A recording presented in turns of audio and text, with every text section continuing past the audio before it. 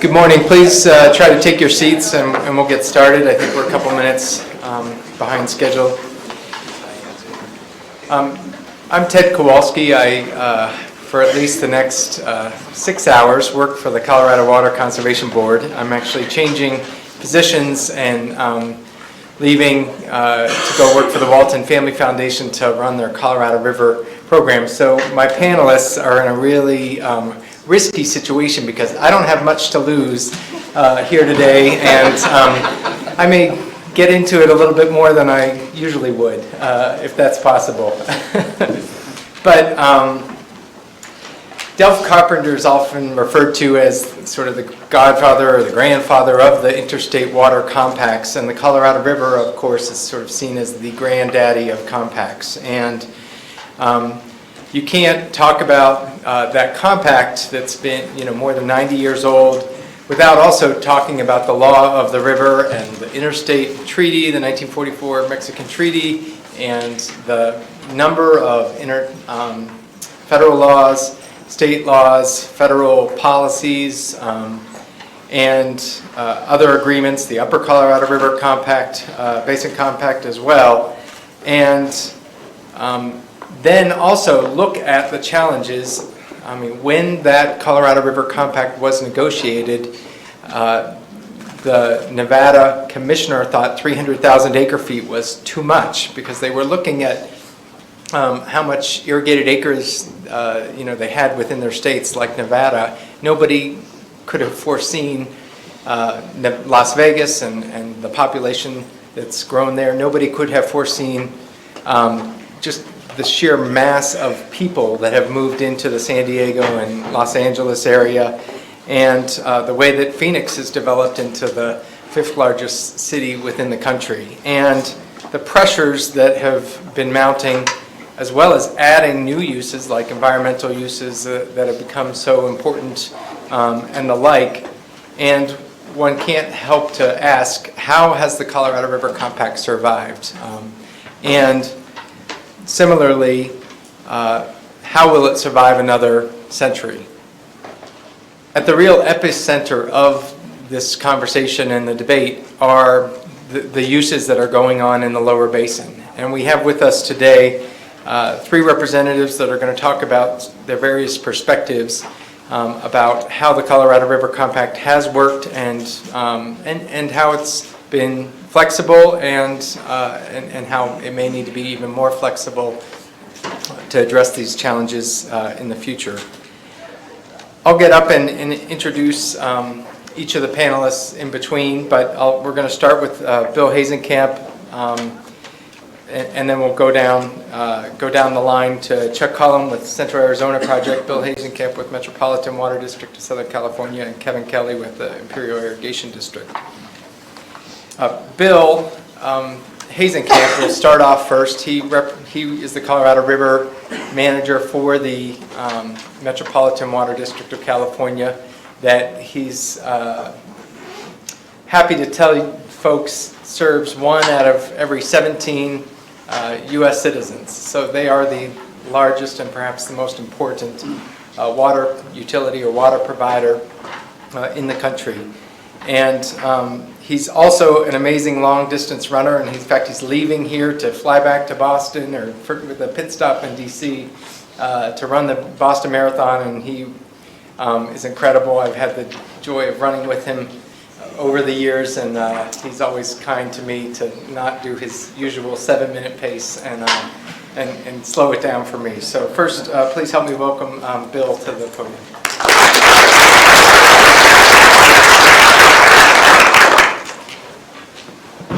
Thanks for that introduction, Ted. Even though I am running a marathon, I'm still humbled because it's good to be in Colorado, and I can tell I'm in Colorado because every time I walk up the steps, I'm reminded, yes, I'm in Colorado. So, yeah, I'm from Los Angeles, small little town you may have heard of on the coast of Southern California. And even though it's not Throwback Thursday today, it is a throwback year for Los Angeles. After 21 years, we're getting a football team back. The LA Rams are finally coming back home. And yes, I can still feel the glow of the Super Bowl win here in Denver.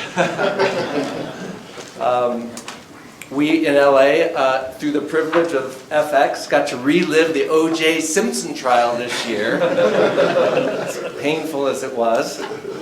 And we reached a milestone in Los Angeles. We have the amount of light rail track now that we had back in the 1940s before we ripped it all out in favor of smart transportation with freeways. Much faster way to go. But it's good to be in Colorado and get out. And so a little bit about my district that Ted alluded to. We are the wholesaler to Southern California.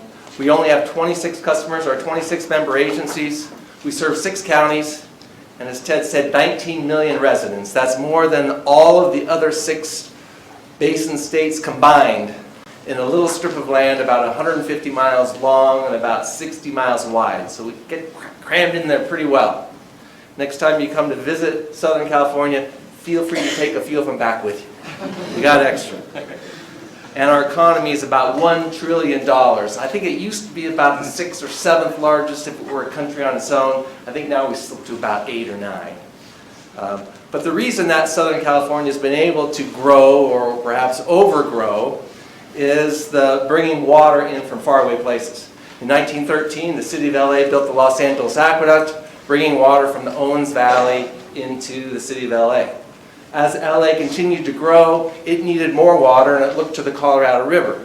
But the city of LA didn't have the money and the funds to build an aqueduct on their own, so they joined 12 other cities in the region, Pasadena, Glendale, Long Beach, some of the others, to form the Metropolitan Water District of Southern California with one goal, and that was to build the Colorado River Aqueduct. We were formed in 1928, and the aqueduct was completed in 1941. Following World War II, Southern California continued to grow, and we needed more water supply, so we partnered with Governor Brown, the current governor's father, Pat Brown, to build the State Water Project, the largest water project in the nation, moving more water over greater distances and over greater mountains than any other project of its kind.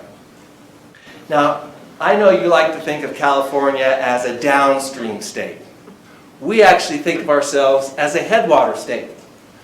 After all, we've got the highest point in the continental United States with Mount Whitney. We've got rainforest, the northwest corner of California, places where the redwoods are gets up to 100 inches of rain a year. And we've got rivers that flow only through the state of California into the ocean without any downstream neighbors to have compacts with. So we should be in pretty good shape in California. We've got rivers. The Sacramento-San Joaquin River is almost twice as big as the Colorado River, and it's all ours with no downstream compacts. But what we have in place of downstream compacts is environmental regulations. And through not just the federal Endangered Species Act and Federal Wild and Scenic Rivers Act. We do one better, and we have our own State Wild and Scenic Rivers Act and State ESA. And as a result of all of those regulations, half of the water in California is dedicated to go out to the ocean. A minimum of half of the water every year. So with no downstream compacts, but a downstream obligation to deliver at least half of the water to the ocean, and more likely 2/3 in many years of the water ends up going in the ocean that we can't capture because of restrictions. Now back in the 1990s, after we had all these aqueducts coming into Southern California, we thought we had a robust system. We entered into a drought. It was the biggest drought at the time until our current drought that we're experiencing now. And we had to ration water to Southern California. And we sat back and said, we're doing something wrong. We have this plan of building these massive infrastructure projects, but we still don't have enough water. We need to rethink the way we're doing it. We can't build any more aqueducts. We need to do something differently. So we came up with an integrated resources plan that had 3 components to meeting the water reliability needs of our region. One was, let's maintain the level of water supplies we have coming in from the Colorado River and Northern California, the State Water Project. As incomplete as they are, in dry years they don't meet our needs, but let's just keep what we have and not try to get more. Then we'll augment dry years with storage, building storage that we can store water in wet years and move it in the dry years, and do ag to urban transfers. And in the 1990s, we built Diamond Valley Lake in Southern California, a $2 billion reservoir that is 800,000 acre feet, doubled the surface story in our region. And what's important is it's on the west side of the San Andreas Fault. We're concerned about the San Andreas Fault severing our aqueducts and leaving us stranded with what we have in Southern California. So storage in Southern California is key. And then finally, we know that people continue to move to Southern California. We meet our needs locally with conservation and local supplies.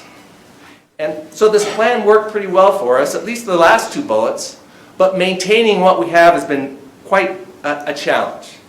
And the one challenge is with Northern California. The State Water Project receives water from the Sacramento River that comes into the delta in the north. Sacramento River itself is, as I said, bigger than the Colorado River, and the pumps for both the State Water Project and the Central Valley Project are in the south.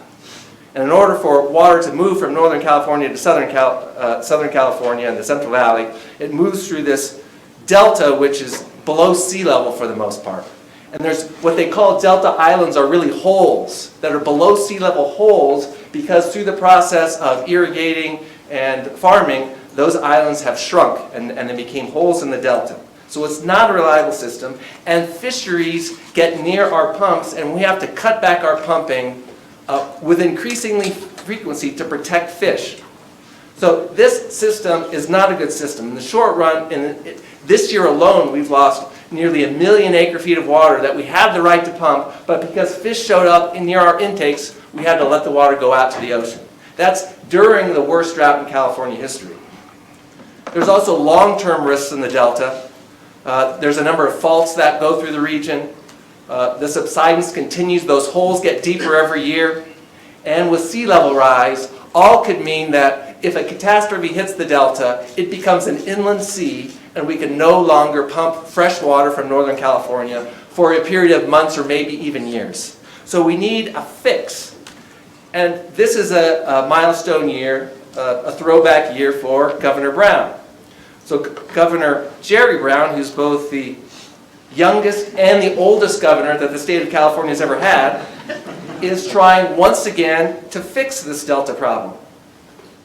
And we know what the solution is. It's some kind of way to move water in the north to the south in a reliable way. This computer's being a little slow. I think my graphics were overpowered it a little too much. That's the wrong button to hit. Okay. So the governor has said his #1 priority before he leaves office, well, he has 2 priorities. One is a bullet train from San Francisco to Los Angeles.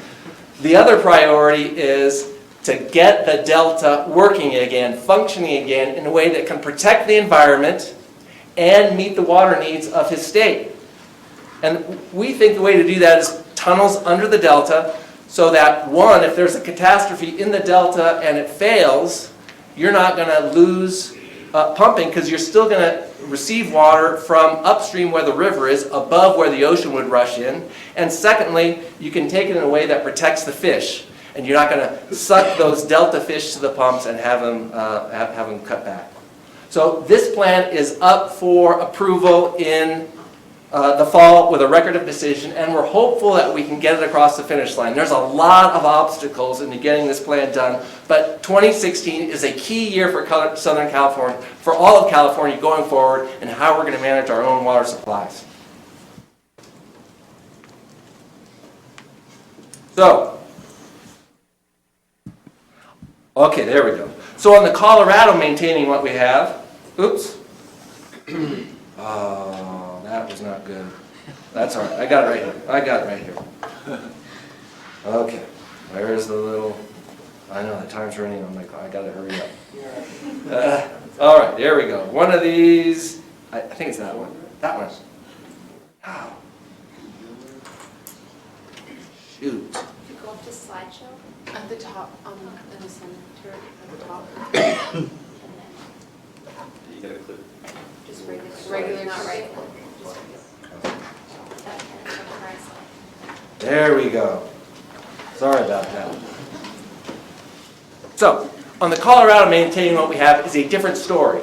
So the Colorado, as we know, has been apportioned through a series of compacts and agreements. And each state has a certain allocation. Now I realize the Upper Basin can't actually use all of the water that they thought they could use under the compact, and that's another story. But in the Lower Basin, California was allocated 4.4, Nevada 300, and Arizona 2.8. But the actual deliveries of water prior to the year 2000 were nothing like the apportionments. No state was using all of the water, including Nevada and Arizona, and California benefited by receiving an extra 700,000 acre-feet on average. Mexico also benefited. They got about 1 million acre-feet of extra water because the reservoirs were generally in flood control for much of the 1990s and 80s. And so this is why the compact was so important, because the doctrine of prior apportionment would have said California has developed first and has a prior right over its 5.1, but under the compact we knew that someday we would have to cut back our use down to 4.4. For 50 years, 2 generations, we relied on this extra water, and finally in the year 2000, it came to an end when Nevada and Arizona started using all of their water, and we had to develop a plan within California to reduce our water use. And Metropolitan, along with our agricultural partners, Imperial Irrigation District, Coachella Valley Water District, and PVID, developed a plan for California to live within its 4.4 allocation. And unfortunately for Metropolitan, the doctrine of prior apportionment worked against us, because within California, we were the last one to the river by a few years. So the highest right went to Palo Verde Irrigation District, Yuma Project, Imperial Valley, Coachella, and finally Metropolitan. So when California benefited by taking that extra water year after year, it was really Metropolitan who enjoyed that 700,000 acre-foot bonus. Our aqueduct delivers about 1.25 million acre-feet every year, and we were able to do that with unused water from the other states. So we developed a plan with the other states to keep our aqueduct full through the year 2016. That plan was through this year to say, we're gonna work with you, Metropolitan, and keep it full. And that plan had 2 parts. One is you develop ag to urban transfers to meet about half of that amount, half of that shortage. And if you do that, we'll give you the other half with surplus water. We'll call it special surplus water. So through a combination of special surplus and ag transfers, you can keep your aqueduct full through the year 2016. That was a great plan. That was my first year at Metropolitan. This plan's awesome. It's easy. But plans don't work. There was one catch in that plan. One catch. Fine print. It said Lake Mead has to be more than 2/3 full. Well, computer modeling said there's a 75% chance Lake Mead will be more than 2/3 full through the year 2016. It was, what could go wrong? It was full in the year 2000. We didn't anticipate the worst drought in the Colorado Basin's history. And by the year 2003, it was all over. The surplus gone. And the way Lake Mead works is if it's more than 2/3 full, it's a surplus declaration, and the municipal entities in the Lower Basin get extra water. If it's between 1/3 and 2/3 full, it's a normal allocation. That's where we've been through 2003. And if it's lower than a third full, it's a shortage, where we've never been, but we're getting very close, as you can see. And my friend from Arizona will talk about what happens when we get into a shortage. But for the last 14 years, we've been in this normal situation.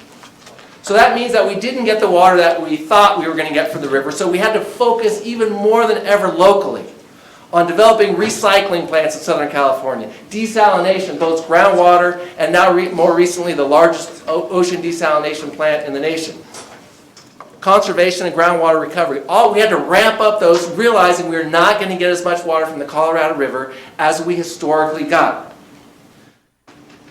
We also then ramped up our programs. So we implemented the second part of the deal. We still did that second part, the ag-to-urban transfers. We implemented agricultural conservation measures with IID, or our partners with IID, so they could grow the same crops with less water. Now there's an impact of the Salton Sea that Kevin Kelley will talk about. I won't talk about that. We lined the All-American and Coachella canals.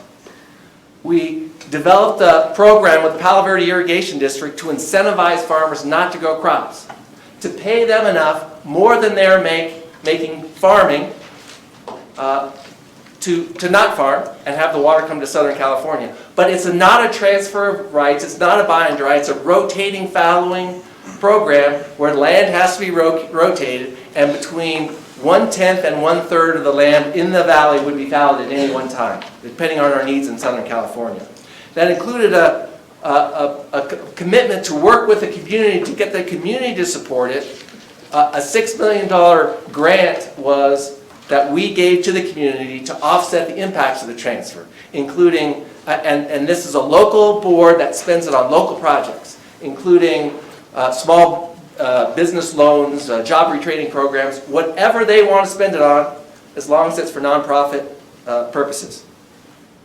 We have a water sharing agreement with Nevada. Now, Nevada had an agreement to store water with the state of Arizona in the groundwater basins for its future use way out in the future.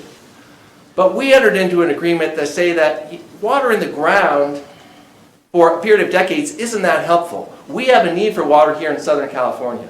So instead of storing it in the ground, we can use that water. It's like putting money in the bank. The economy is better when you're spending the money rather than hoarding money in a bank.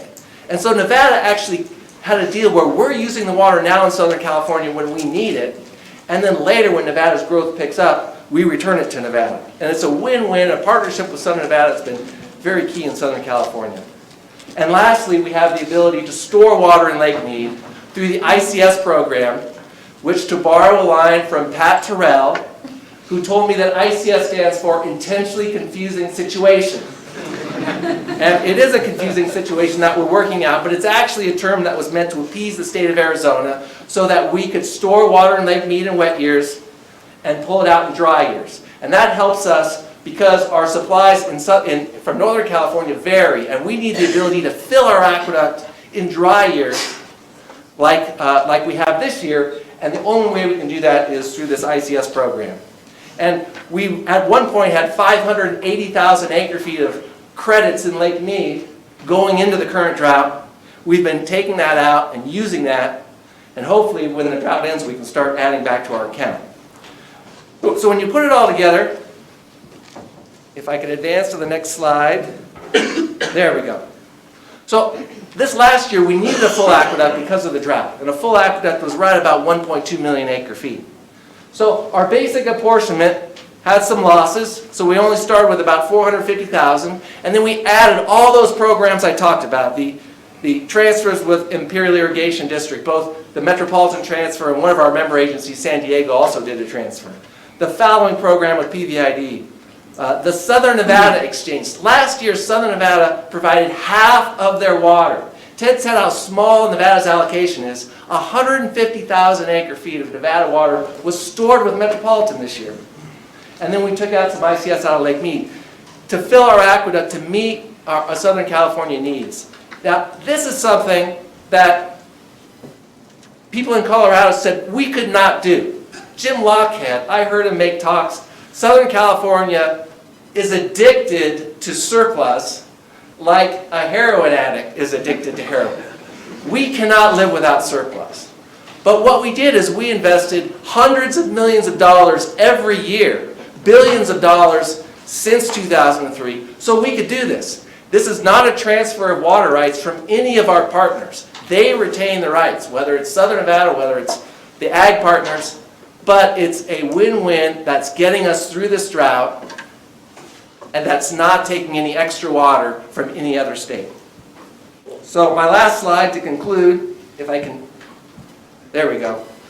I did want to highlight that this year was supposed to be the big El Nino year that was going to solve California's drought problems. Southern California had the bullseye for where El Nino, as well as Arizona, was going to just get nailed. 300% of average rain. Didn't happen. Southern California had about 50% of average. Super dry in Southern California. Northern California did better. They ended up with about 110%. But what we saw, what was particularly frustrating this year, is while there was extra water, and in fact Lake Shasta spilling this year, we can't pump that water. So our allocations are still drought allocations. Our current allocation, our contract amount from Northern California is 45% of average. So that's still a drought. We're still in a drought in Southern California. Central Valley Project faring even worse. It's interesting to look at the two largest irrigation districts in the nation. Imperial Irrigation District and Westland's Water Irrigation District. Imperial, because of its location and its priority on the river, gets all of its supplies. Westland's Water District, because it's in the Central Valley, is getting a 5% allocation this year. Only 5%. So they're not happy in the Central Valley. But what we really need, like I said, in California, is that fix in the Delta this year to help ease some of those tensions. So thank you for your time.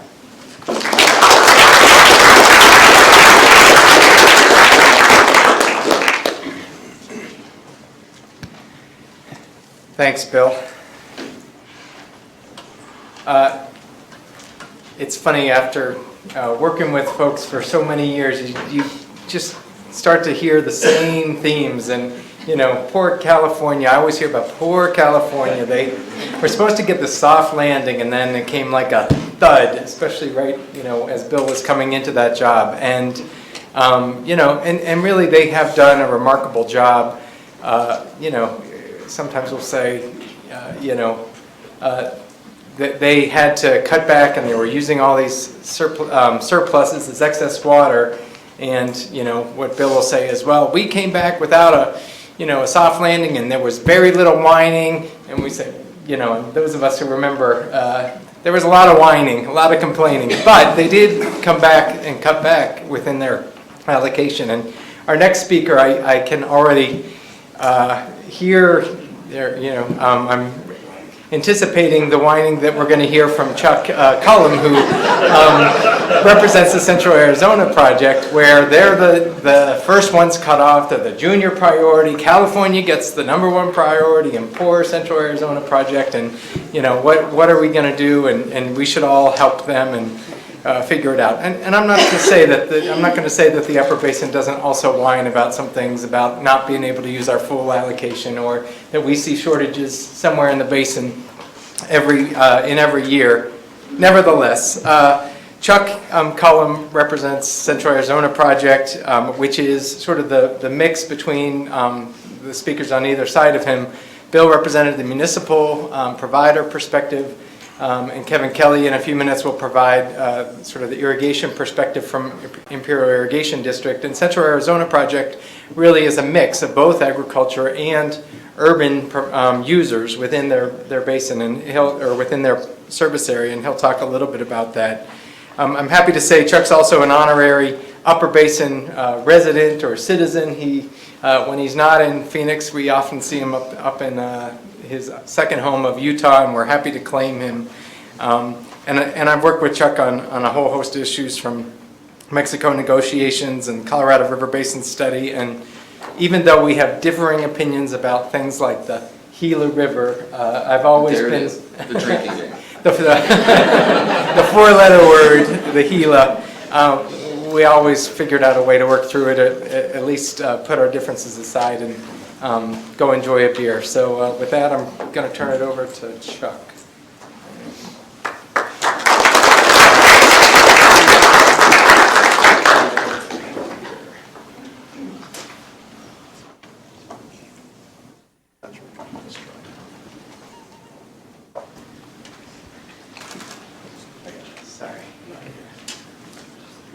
while they're doing that, I want to thank Ted for the most unique and interesting introduction I've ever experienced as a speaker. I'll try and keep the whining to a minimum. And I do want to correct one thing. I thought I was invited up here for quarterback tryouts for the Broncos. And just as a personal aside, my parents live in Greeley, and we are Arkansans by birth, and we share with Colorado the correct pronunciation of the Arkansas River. I call my parents on the weekends and check with them, and in the winter it's always sort of the same conversation. Are you wearing your Broncos gear? And they are. Anyway. And is it snowing? And if so, where? And in the summer, the conversation is a little different because they're in the Colorado Big Thompson service area. Would you please stop irrigating your lawn? And they, because I'm in Phoenix, they say, and you too. So I'm going to just spend a couple of minutes providing an overview of the Colorado River system. And the Colorado River system, from my experience in the sort of the movable feast that is the Colorado River, law of the river tribes that run around and meet in various places and talk about various things, but all centered on the Colorado River. Sort of the blind man and the elephant. I learned today that California believes that they're a headwater state. I would just point out on this diagram that this is the portion there of their headwaters.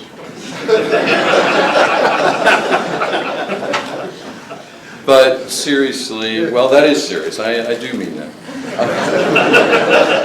The Colorado River system is vital to the very fabric of the West and the fabric of the United States. Justice Hobbs talked at length this morning about how the river and interstate complex, but the river itself was vital to the settlement of the West. And our friends in the East view, from my perspective, the Colorado River system as sort of the national park Disneyland for the Easterners, and then they wanted to look a particular way and feel a particular way. And they're always surprised that 40 million people live out here. And it's sort of shocking to them. And it's like, well, no, that was the deal. Bill points out that of the $1.5 trillion in economic value generated from Colorado River deliveries, about $1 trillion is claimed by coastal California. And, 1 in 17 people in the United States can't be wrong. And how many of us here are from California? You're close. You're close. It's 7 basin states in the United States. It serves 2 states in Mexico. It is the engine for the West. There are exports to the Front Range, although I feel like I'm in the Mississippi River Basin somehow. There are over 4 million acres of irrigated agriculture. One of the things that we overlook as water people is the vital interest of hydropower from this system, not only for the 10 million megawatt hours that are generated every year, but also for the fact that the Western grid, the framework of it is based on the instantaneous generation of electricity at Powell and Meade. If there's a baseload plant that goes down, it is propped up by spinning up new generation. It keeps the lights on across the West. It's a relatively small river, 14 million acre feet of runoff a year, maybe 15 million. It isn't even in the top 20 in North America. And the way we survive in this system is by storage. Our forefathers brought us engineering marvels, Lake Meade, Lake Powell, 8 other reservoirs in the upper basin, two smaller ones in the lower basin, 60 million acre feet, 4 times the average annual runoff is available, has storage capacity. And as I mentioned, significant environmental values. Arizona's proud owner of the Grand Canyon. You're all welcome to visit. So let me focus in now on the Central Arizona project. And It's always interesting to sit between Metropolitan, the largest municipal water provider in North America, perhaps this hemisphere, and the largest irrigation district in North America, Imperial Irrigation District. We sit between them every day, but today on a panel it's a unique experience as well. CAP delivers water to almost 5 million people in central Arizona. We are arguably the most diverse, we have the most diverse customer classes in the Colorado River system. We provide water to cities, towns, irrigation districts, and Native American tribes. Our system is the last of the big reclamation projects. We pump water 336 miles from the Colorado River system from Lake Havasu, and we're grateful. Some days we're grateful that Metropolitan built Davis Dam for us, so we thank you for that, Bill. Parker, oh, sorry, the feds built Davis. Parker Dam, we lift that water by the time we get to Tucson, about 2,000 feet, or 3,000 feet through 14 pumping plants and a seasonal storage reservoir. We routinely deliver about 1.6 million acre feet. It makes us second behind Imperial for diversions and use out of the Colorado River system.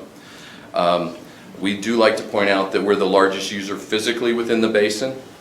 And as I said, we have a diverse customer class. We serve 11 Native American communities, over 10 irrigation districts, and more than 50 cities and towns. 80% of Arizonans live in our service area and drink Colorado River water as part of their supply.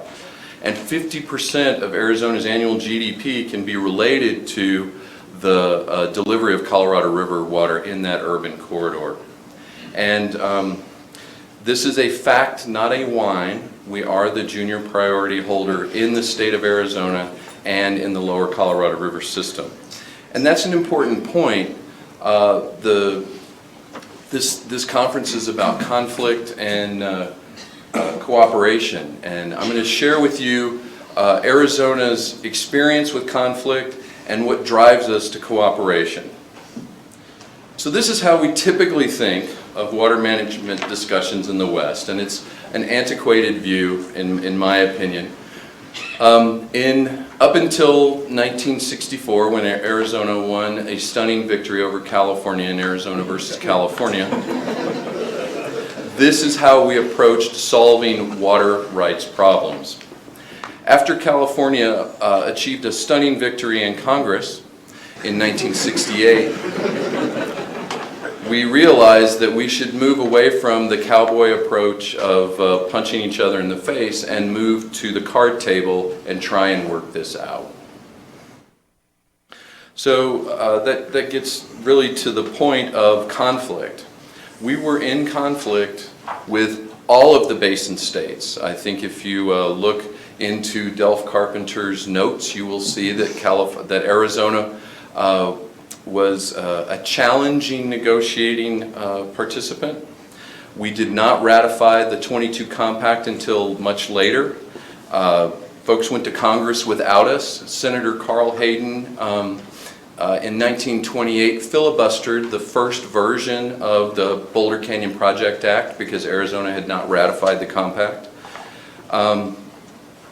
We sort of sat out the 44 treaty discussions, although I do like to point out that 2 states voted against it, California and Nevada, in the treaty ratification process. And just to point out that there were smart folks in the room, in the 44 debate in the Senate, the California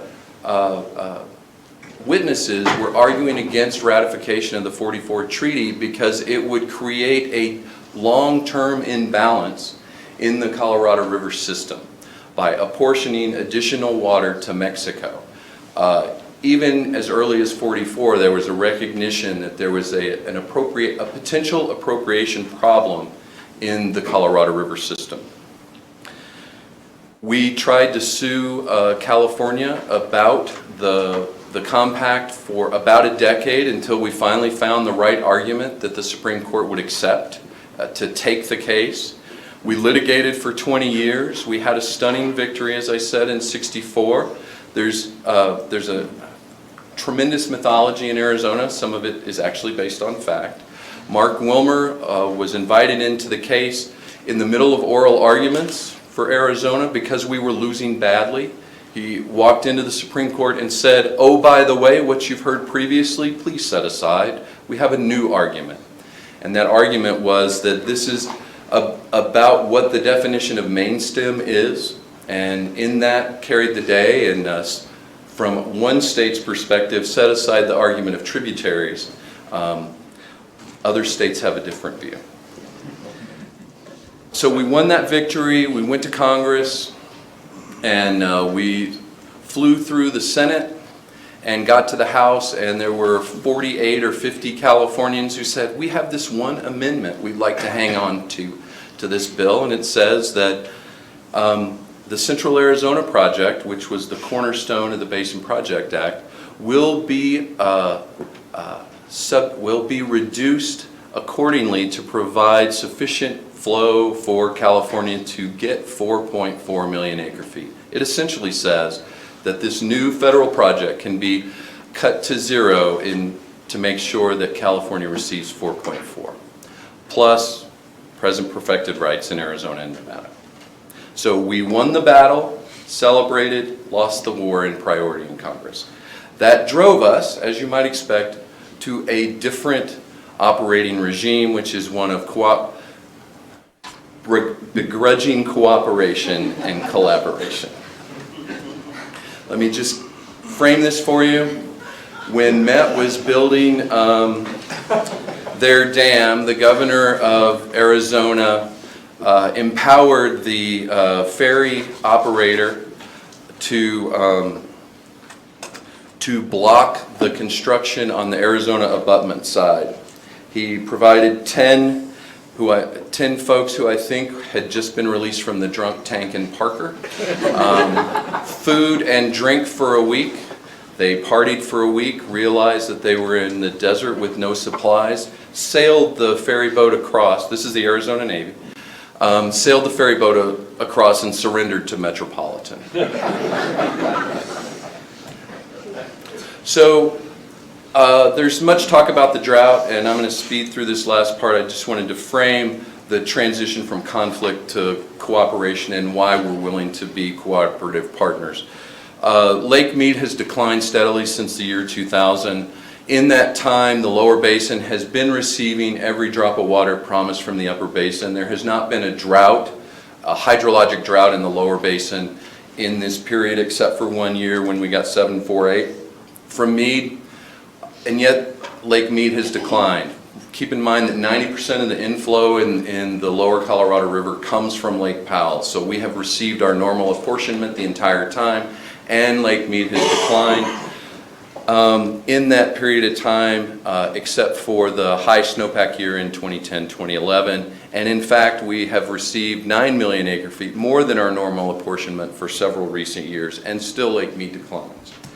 Why is that? There's an imbalance between the nominal supply of 8.23 million acre feet plus side inflows gives us a normal year supply of 9 million acre feet. You guys are smart folks. You know that the lower basin apportionment is 9.5 million acre feet plus losses. We run a deficit every year of about 1.2 million acre feet in the lower basin.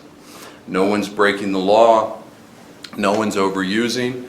Metropolitan in California have invested billions of dollars to go from 5.1 to 4.4. It was a tremendous hardship for them, and yet Lake Mead is still declining. This decline undermines the effectiveness of these cooperative agreements, the 07 guidelines, and from CAP's perspective, we're forced to bear the burden of shortage from what we believe is a shared obligation. This is a linked system.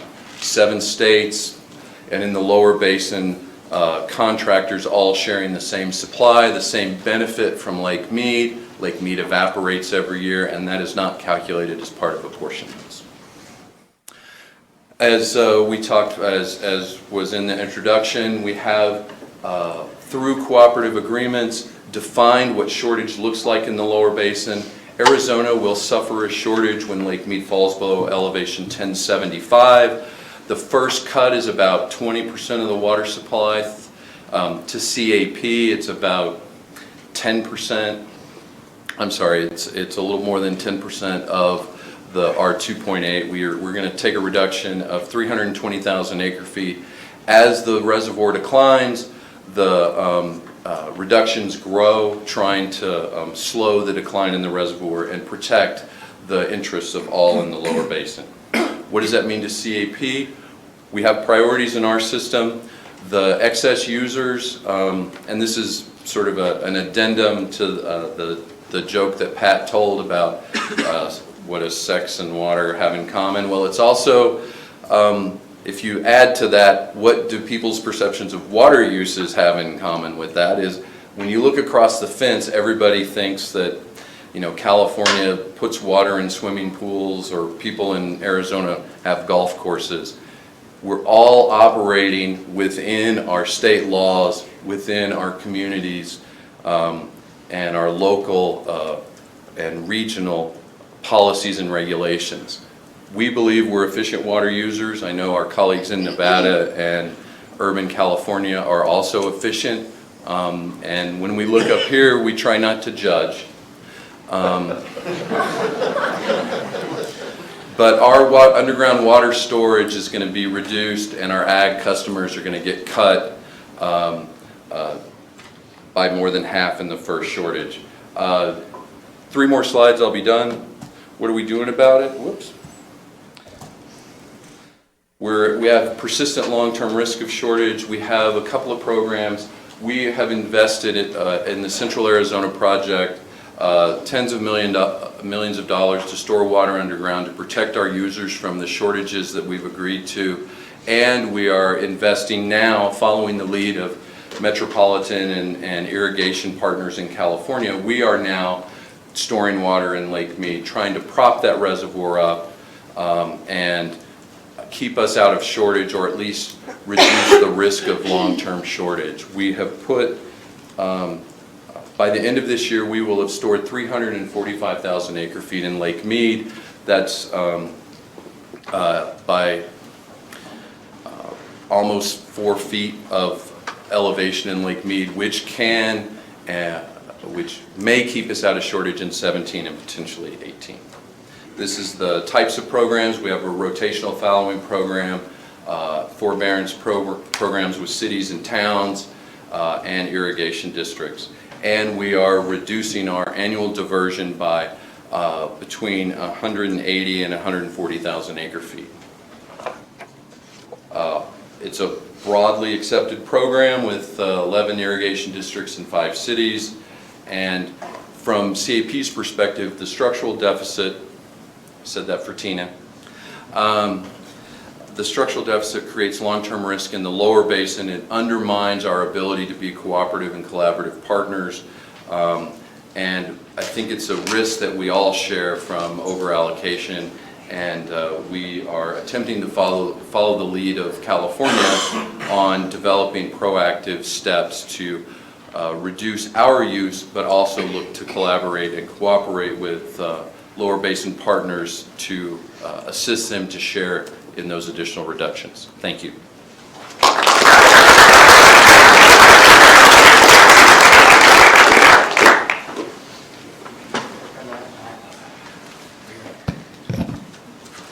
Thanks, Chuck. I appreciate that presentation with minimal whining.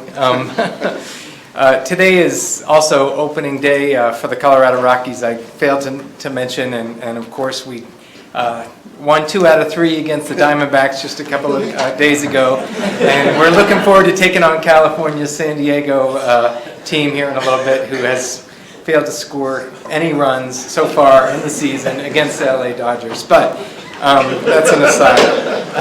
Makes me think of when we ran into issue a few years ago with the 07 guidelines, and we were trying to resolve this one final issue, and the Rockies had made it to the playoffs, and they were taking on the Diamondbacks, and there was all sorts of sort of speculation. Maybe we should, put it against whoever, whichever interpretation, Colorado's or Arizona's, should be decided on whoever won that playoffs, and we're disappointed that we never settled it that way, because, of course, the Rockies won the playoffs and went on to go to the World Series and then met up with the Boston Red Sox. But we'll skip over that.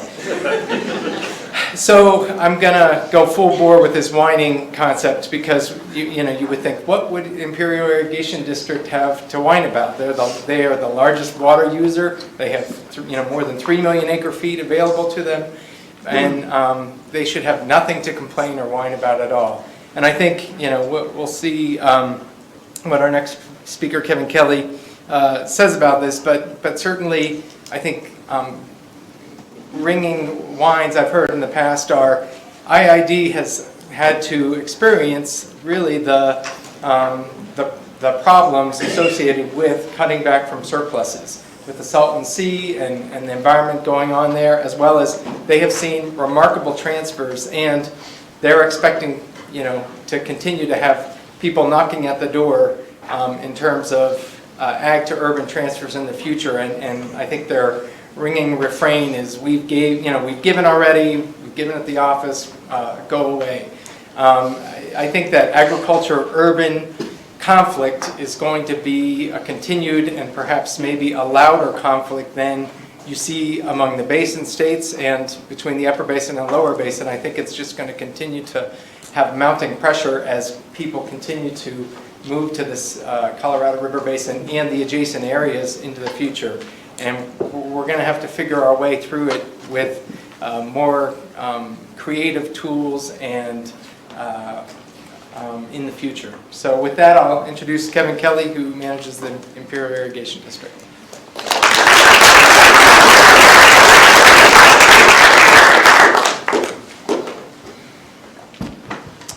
Thanks, Ted. Just real quick, how do I do this? The reason I ask is that my colleagues had such problems with it. Okay. All right. Well, thank you. So I'm juxtaposed in between the sort of animated crowing and the whining.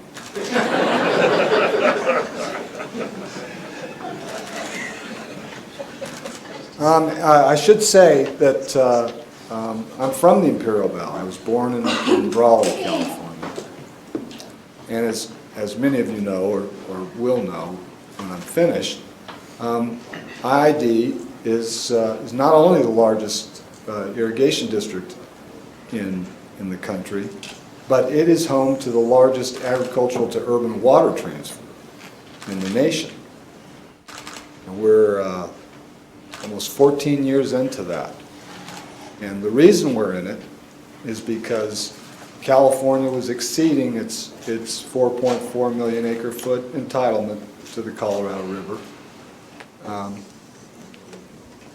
mainly because Metropolitan was using more than it was entitled, and because our friends in Arizona were taking their full apportionment and squirreling it away.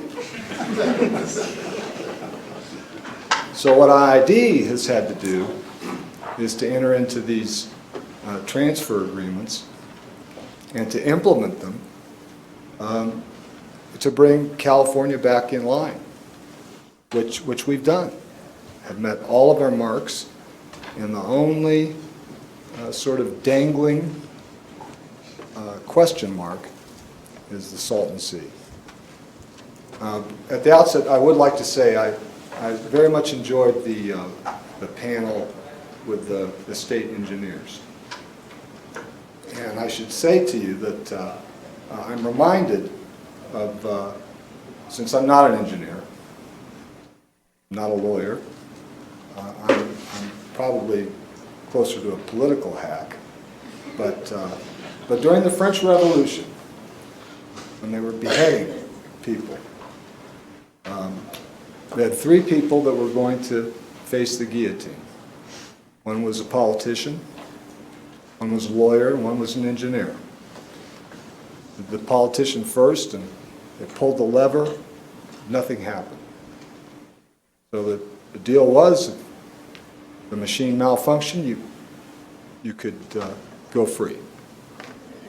So they brought the lawyer up next, pulled the lever, same thing happened. Lawyer got to go free. So they strapped the engineer in, they pulled the lever, didn't work, about to release him. He got up, he said, "I think I see their problem."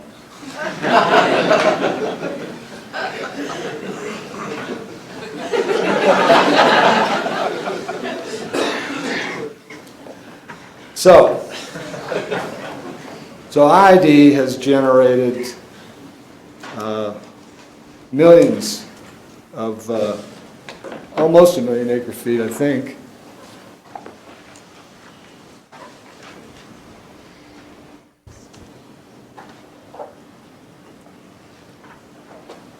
You know, forget about that. ID, when we ramp up fully in this QSA transfer, which goes to San Diego County Water Authority and to our neighbors in Coachella, we will be transferring almost 500,000 acre feet to the urban users on the coast. We're doing it during the first 15 years of this deal, mainly through land fallowing. And when you do that in a region like ours, you impact the farm workers, the tractor drivers, the seed salesmen, and the community. Imperial Valley is a very challenged community economically. Lots of poor people, lots of people of color, and about 450,000 acres in active cultivation. So you take that ground out of production, and the ripple effect is pronounced. But the larger effect during this first 14 years has been on the Salton Sea, the largest lake in California.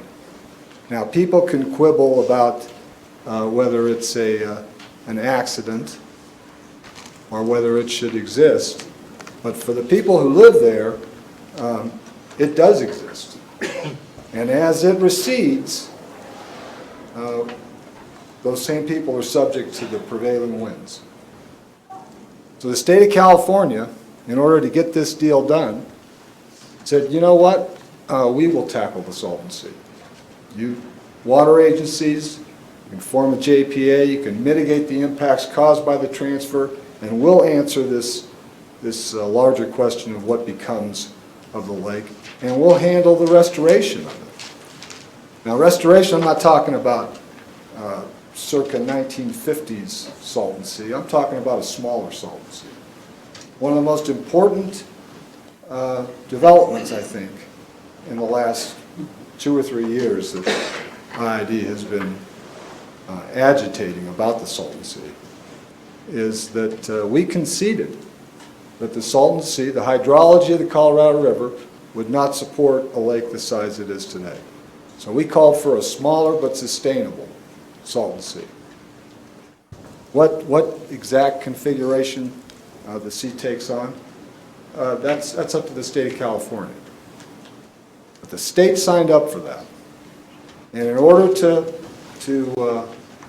bring this issue to a head, in 2014, IID filed a petition with the state board, with our own state water board. And that petition said to the state of California, you failed to meet this test that you signed up for. And state board, you need to make it a condition of these transfers that the Salton Sea question be resolved. And of course that caused all the urban QSA parties to say, well, what are you doing? Do you want to, are you just trying to blow this deal up? And we weren't. What we were trying to do was to protect the people who live there. Because the Salton Sea is going to end up being exposed by about 75,000 acres. Now, what do you do with an exposed, that much exposed lake bed? Well, IID says you fill it up with habitat and mitigation through the transfers, and with renewable energy projects. Because that same exposed lake bed just happens to correspond with this hemisphere's largest untapped geothermal resource, up to almost 2,000 megawatts. And you could replace the lost generation at San Onofre Nuclear Station with new geothermal generation at Salton Sea, which has virtually no emissions. So now it's merely a coincidence that 70% of that known geothermal resource is on land owned by IID. But you know what? California has the most aggressive renewable portfolio standard in the nation. Now it's up to 50%. And the most ambitious climate greenhouse gas reduction goals. So we have relied on out-of-state natural gas and in-state gas-fired generation on the coast. And the air in our state in the last 4 years has become markedly more polluted.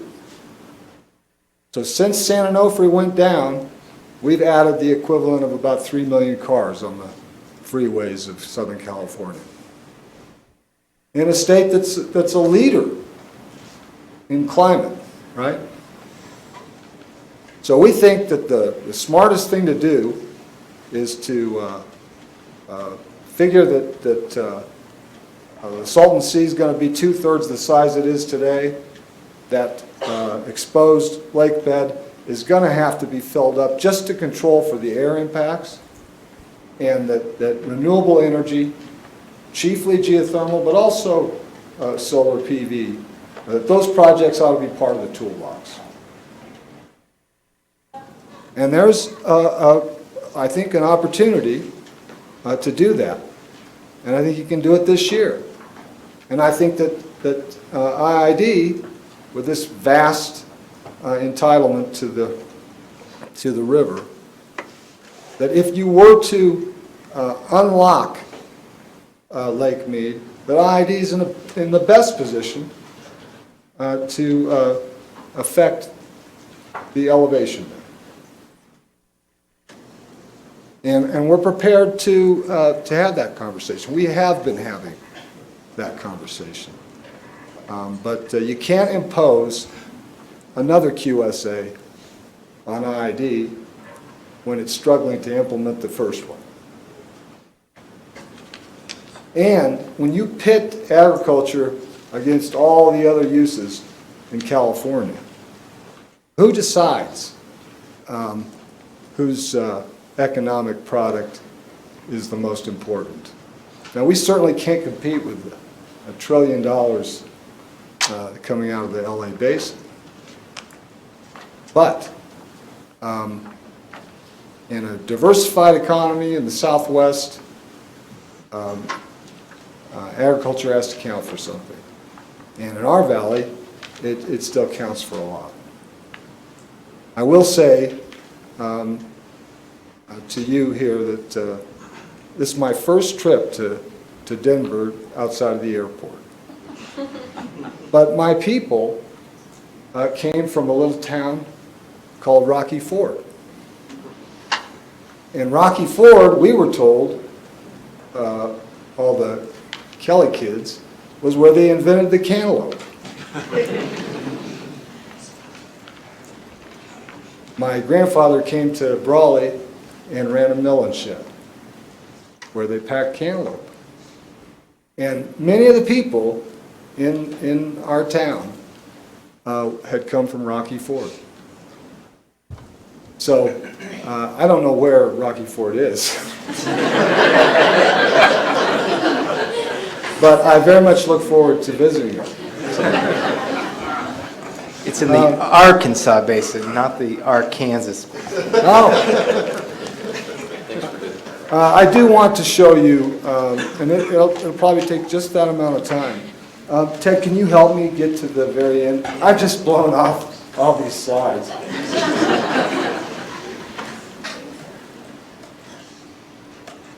You can see they were all really interesting, too. All right, so that's our last one. And can you cue it up?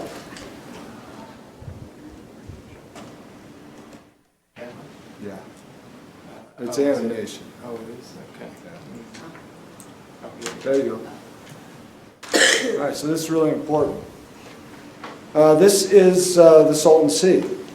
Salton Sea is 35 miles long, about 13, 14 miles wide. When I was a boy, we used to fish and water ski there. We don't do that today.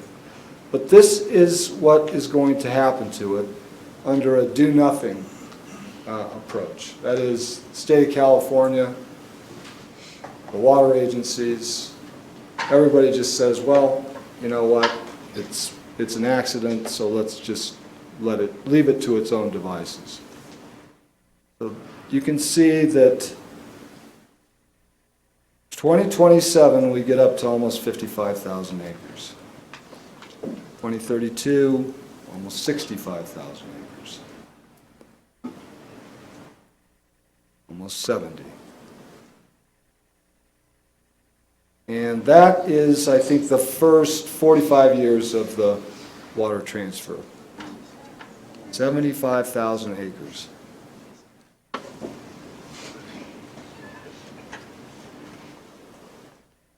That's what it would look like. And that's what all those people, not just in our valley, but in the Coachella Valley. Our valley is about 180,000 people. Coachella Valley is actually urban, almost 500,000 people. And they'll all be subject to the vagaries of the wind. So that is what we need to avoid. And we won't settle for anything less than the deal we signed up for. So thanks very much.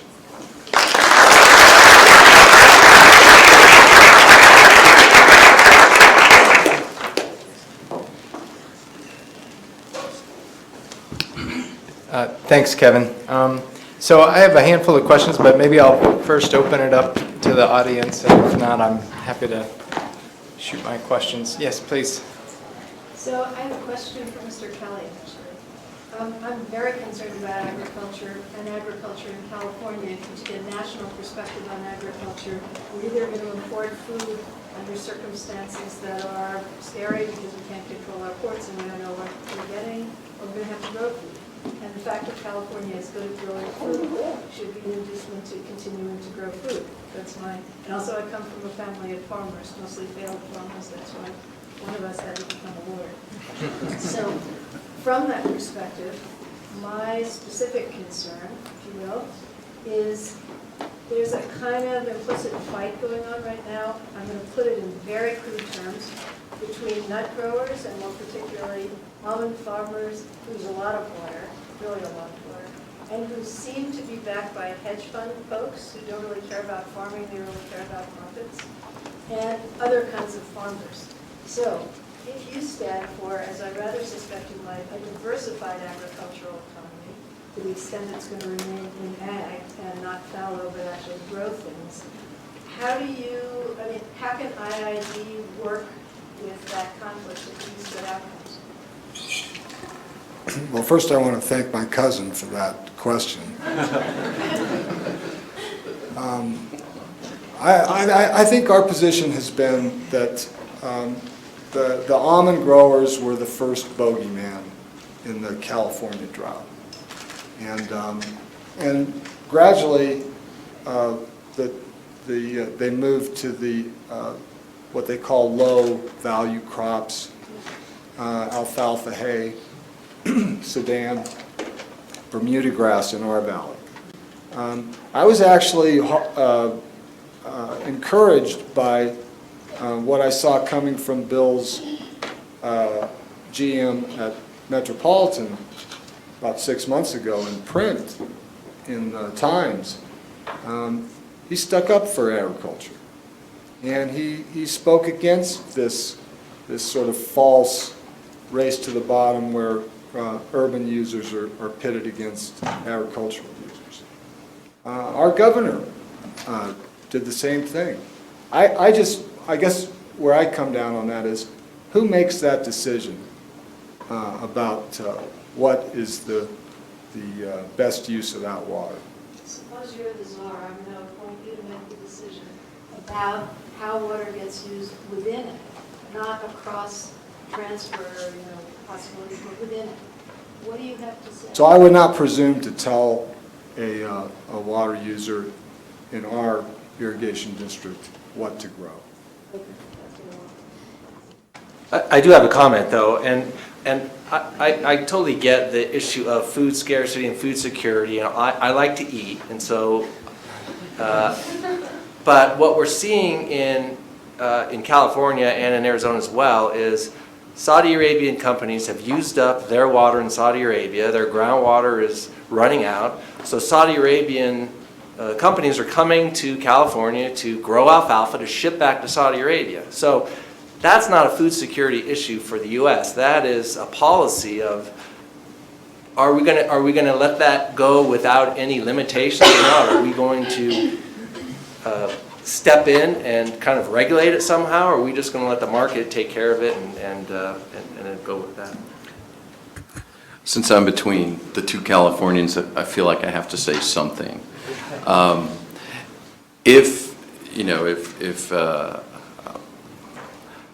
Two thoughts. One is, in the lower basin, we kind of have a czar. It's a Secretary of the Interior, who's the water master for Colorado River contractors in the lower basin.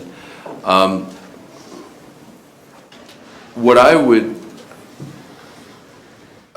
suggest is, rather than talking about specific crops and business decisions, I would frame back to Kevin's comment about what can be done in the Salton Sea.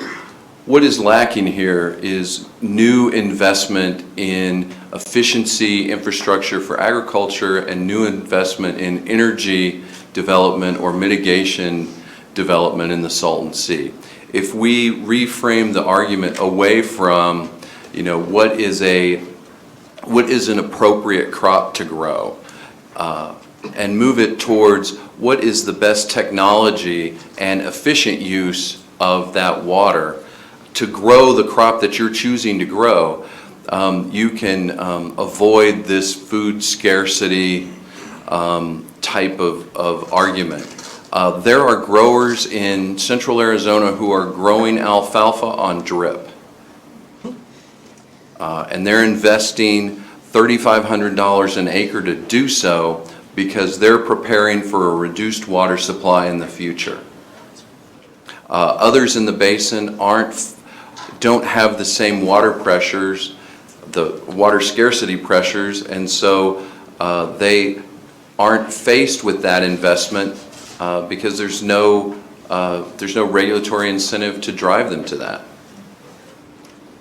I hope you weren't talking about us. Alfalfa's grown all over the basin. So those alfalfa growers in our valley have made that same capital investment in sprinkler on a much, much more concentrated scale. And the reason they're doing it is because water, even the affordably priced water that we offer our users, water is their single biggest economic input, right? Your water rates for agriculture are what? We don't offer the water. We deliver the water. It's $20 an acre foot, and we do intensive farming on it, such that with the kind of double cropping that our growers use, they're spending more on water than they do anything else. Now, that's obviously a sore spot with many who you know, in our Central Valley, we've got people paying much more for water. But if you live in our valley, and you're a second, third generation grower, you think of that water in a really visceral way, because Southern California is a desert, but the Imperial Valley is the kingdom of a desert. And you take any of that water away, and we've transferred a whole bunch of it. You take any of that water away, and you're reminded very quickly that it's only the water that keeps people alive. And Kevin brings up a really important point, and it's a significant distinction between the upper basin with 120, maybe 160-day growing season, and central Arizona, southern Arizona, Imperial Valley, Coachella, where that cropping is an all day, every day, all year opportunity. And so his growers, the folks that we serve in central Arizona, can get 12 cuttings a year of hay. And it's because of the availability of water and sunshine and no frost.